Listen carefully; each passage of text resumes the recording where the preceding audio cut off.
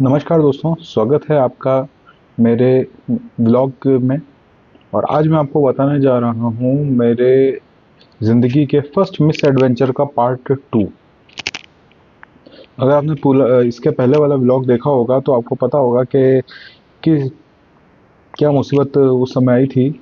मुसीबत ही कह लीजिए या मिस एडवेंचर कह लीजिए कि हम यहाँ से 70-80 किलोमीटर दूर एक धर्म स्थान पे जा रहे थे और हमारी जो पुरानी फिएट कार थी वो वहाँ पर उसके दो टायर फट गए थे। दोनों तो मैं नहीं कहूँगा, एक एक करके स्टेपनी और जो व्हील था वो फट गए थे, पंचर हो चुके थे और ट्यूब्स में हवा नहीं रुक रही थी। हमें वहाँ पे कोई नया ट्यूब या टायर कोई मिल नहीं रहा था।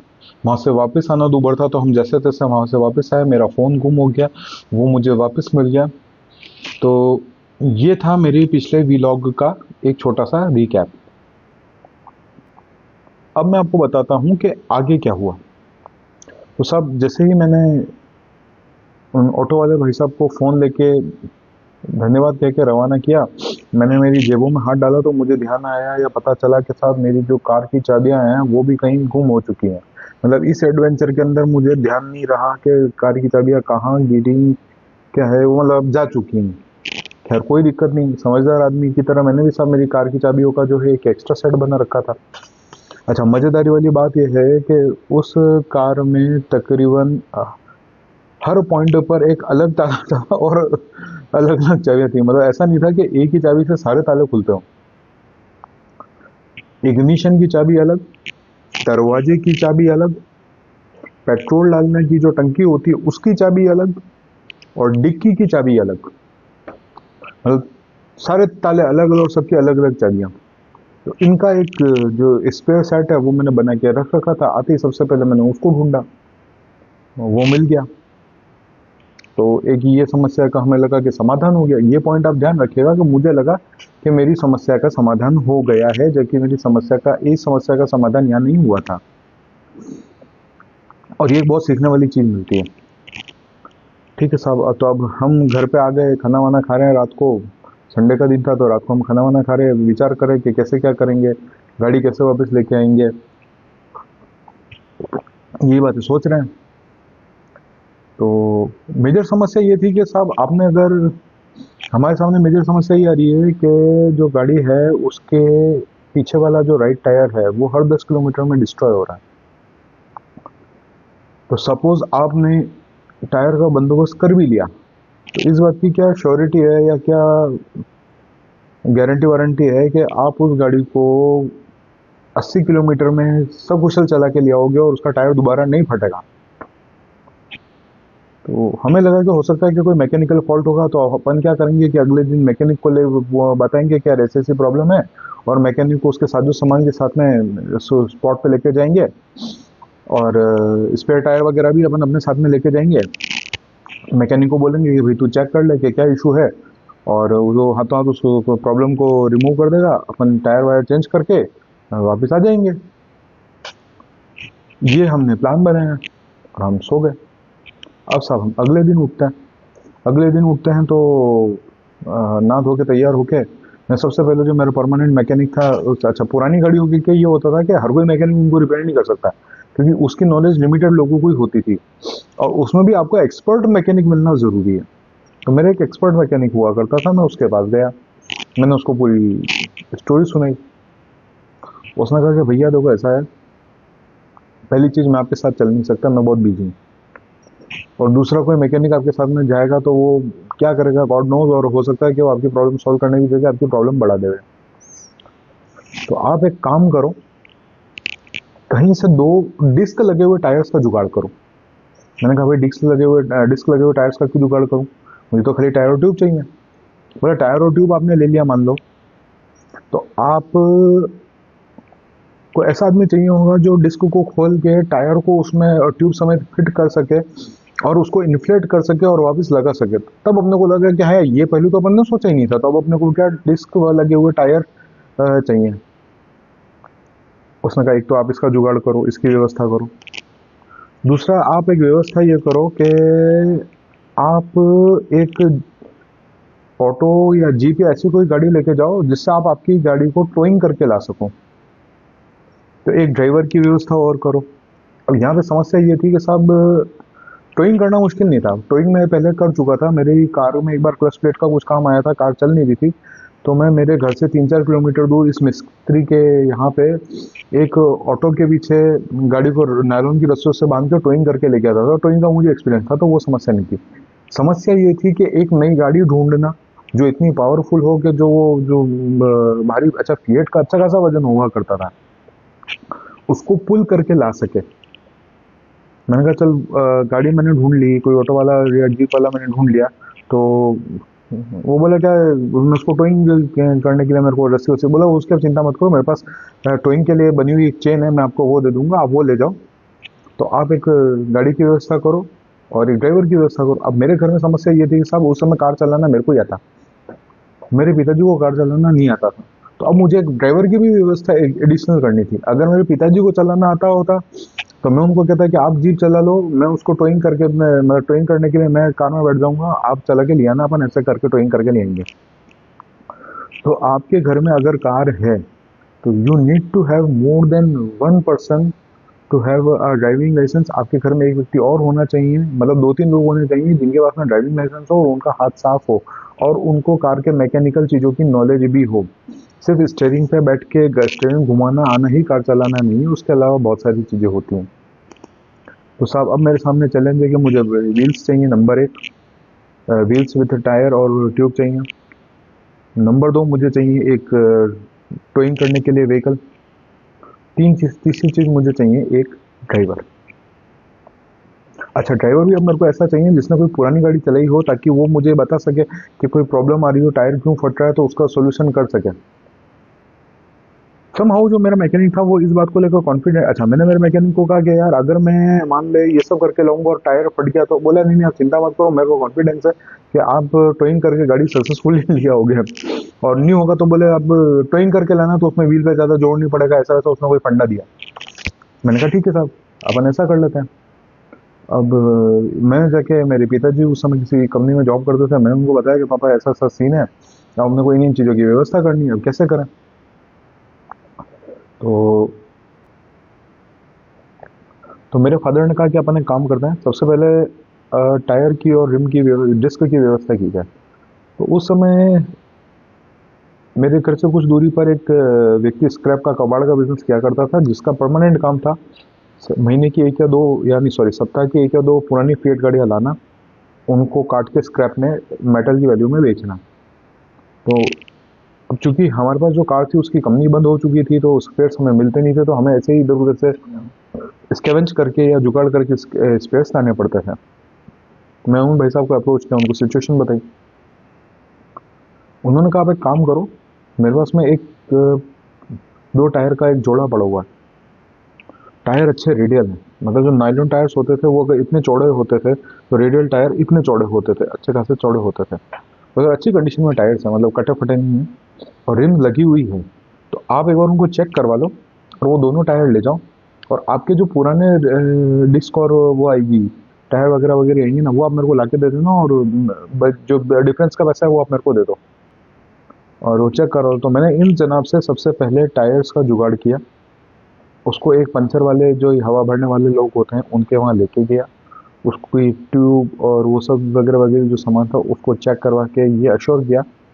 अच्छा साहब, दूसरी समस्या ये कि जो रेडियल टायर है, जैसे मैंने आपको बताया पहले कि वो चौड़ा है, तो अगर आपने, और ऊंचा है, हल्का सा ऊंचा था वो, अगर आपने उसको एक साइड लगा दिया तो आपकी गाड़ी जो है वो इम्बैलेंस हो जाएगी। इसलिए मुझे 2 टायर्स का जुगाड़ इसे करना ज़रूरी हो गया, ताकि गाड़ी एक बार पीछे से तो बैलेंस रहे, जैसे ट्रक्स होते हैं उस तरीके से। मतलब मैंने मेरे मिस्त्री को पूछा तो उसने कहा कि वो कोई दिक्कत नहीं है, कि ट्रक भी तो ऐसे ही होता है, चौड़ा सा होता है, पीछे से आप उसको चला के ले जा सकते हो, कोई दिक्कत नहीं है। मैंने कहा ठीक है। तो साहब मैंने सबसे पहले टायर की व्यवस्था की। अब हमारे सामने समस्या ये है कि हमने टॉइंग के लिए व्हीकल कहाँ से मिलेगा। तो मेरे फादर के एक मित्र थे, उनके पास में 2-4 गाड़ियाँ थी, हमने उनको फ़ोन किया, उनको बोला कि साहब ऐसे ऐसे एक व्हीकल चाहिए, आपकी जीप फ्री है क्या? बोले हाँ मेरी जीप फ्री है, लेकिन मेरे पास ड्राइवर नहीं है, अब ड्राइवर की व्यवस्था करो। तो अब ड्राइवर की व्यवस्था कहाँ से करें? ऐसा तो है ही नहीं कि मैं 10 लोगों को जानता हूँ उनके, या 10 ड्राइवरों को जानता हूँ, उनको फ़ोन करूँगा वो आ जाएंगे। तो साहब मैं टैक्सी स्टैंड गया, और वहाँ जाके मैंने, जो लोग घूम रहे थे, टैक्सी वाले घूम रहे थे, उनको बताया कि साहब ऐसी ऐसी सिचुएशन है, ड्राइवर चाहिए।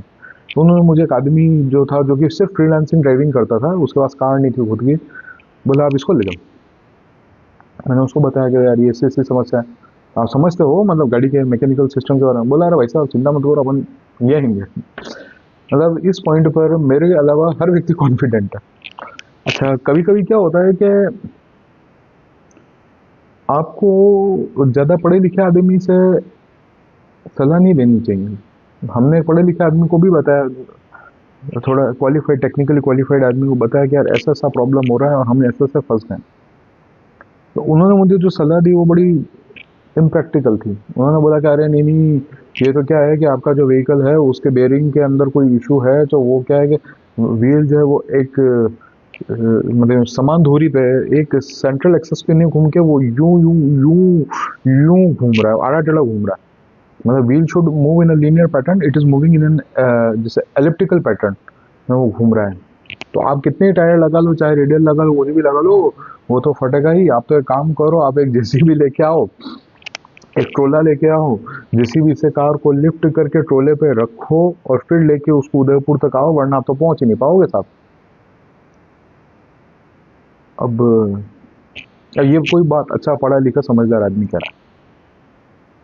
अब ये सब करने की हमारी ताकत नहीं है, शक्ति नहीं है, हैसियत नहीं है।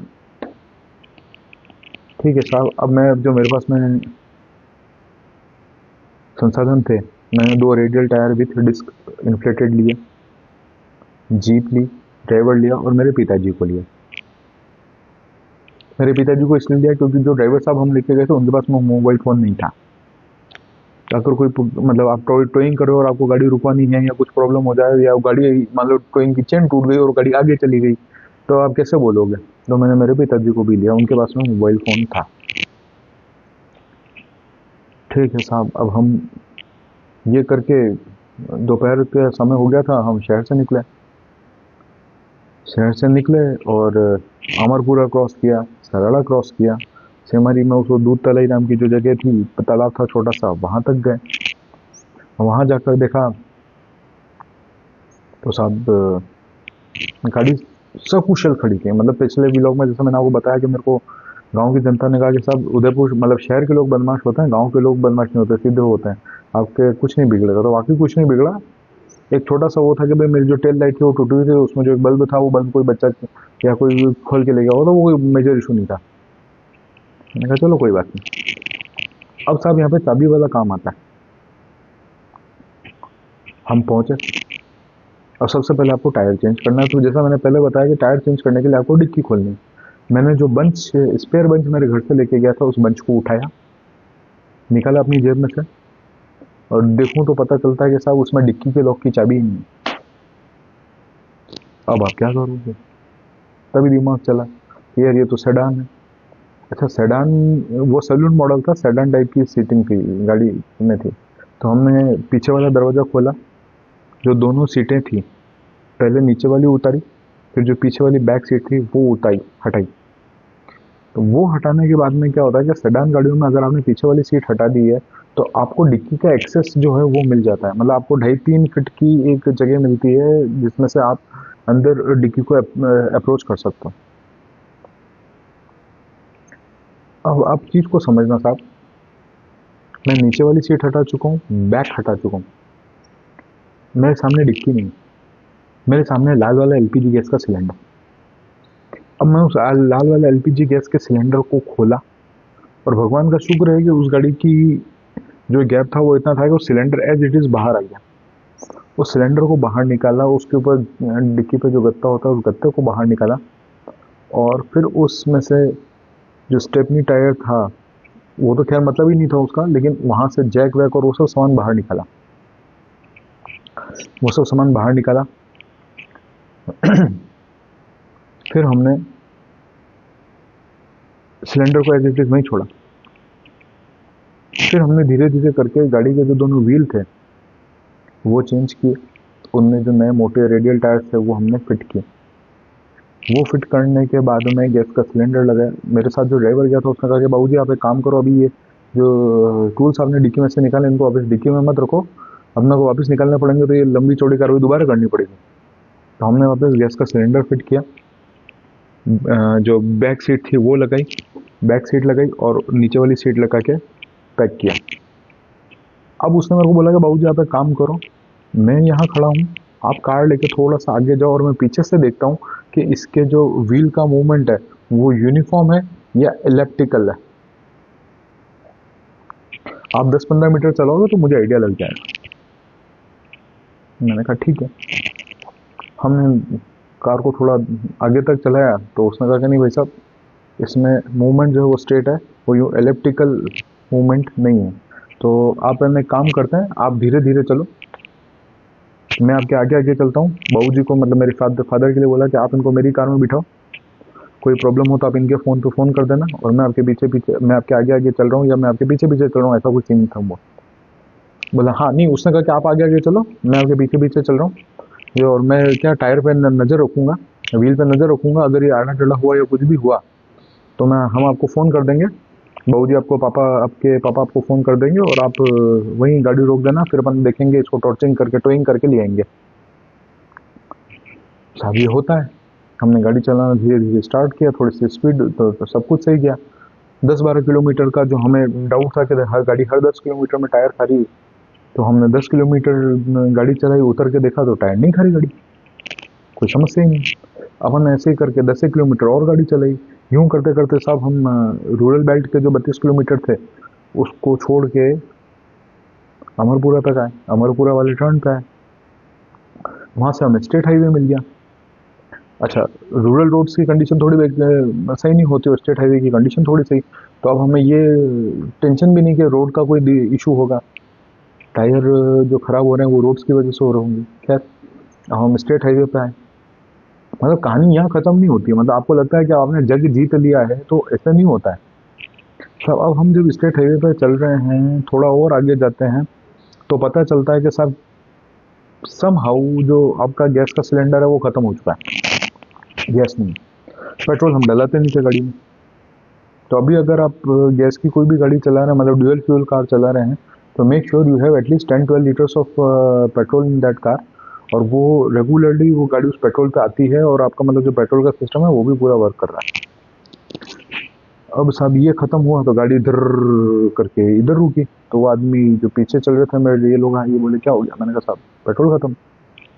बोले कोई दिक्कत नहीं, मतलब गैस खत्म। बोले कोई दिक्कत नहीं, अपन इसको टोइंग कर लेंगे। हमने साहब टोइंग वोइंग की चेन बांधी और गाड़ी ले जाने लगे। तो अब मुझे पता चला कि यहाँ एक और नया मसला है।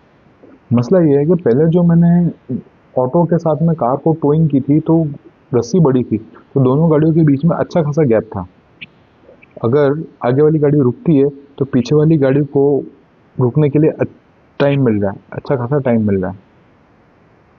यहाँ पर ये गैप बहुत कम है, तो आपको बिल्कुल अलर्ट होना कि ये गाड़ी, अगर ये गाड़ी चलते चलते रुकी है तो आपको इसमें घुसने से पहले ही रोकना है।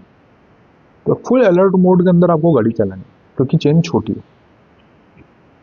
अब मेरे को ये करने में समस्या पता है क्या है?